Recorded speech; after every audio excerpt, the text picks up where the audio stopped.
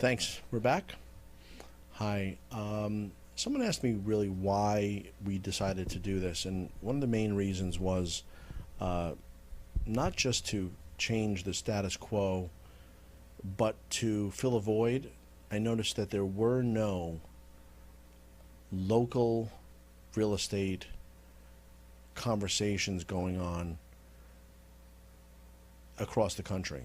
I noticed that there were many online, many at national conferences, but there was nothing that provided the forum for a local practitioner to discuss their best practices and what they believe to be the professional standards of their own business alongside colleagues and competitors in their market to get an idea of if they're doing something right, or maybe pick up some tips and tricks from some of the best.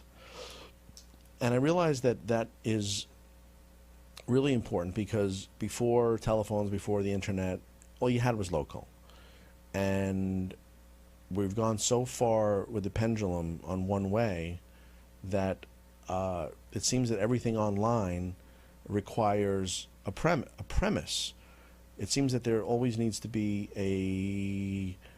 I want to say a kind of preamble to any discussion announcing that you're from whatever state and you're just waking up and you'd like this question answered. I've seen that same question, whatever it is, being answered days later, certainly hours later, from people across the continent.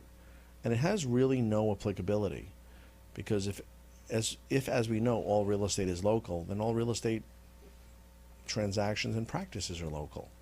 So it really, although it is fun and cool to meet new and interesting people in your field, it may not be, and in fact it is my position that it does not provide you with the best value. It doesn't get you necessarily in front of the person with whom you may do a deal as a representative buyer or seller. I mean, this organization, as I said before, is not for everyone.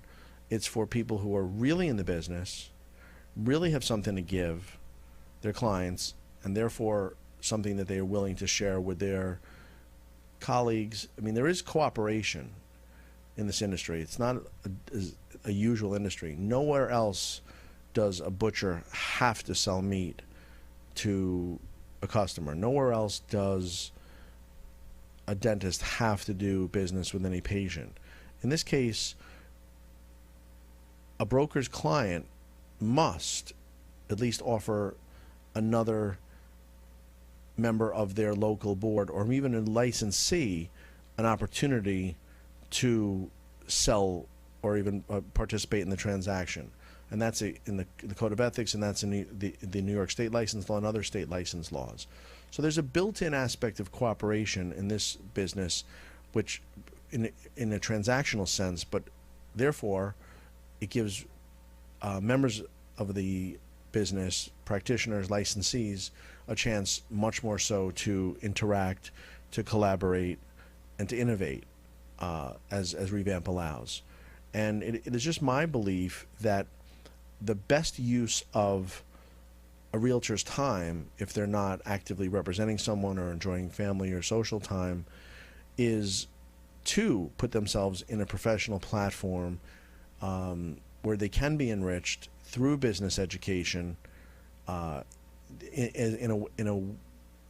the purpose of interacting and collaborating and participating in this professional endeavor.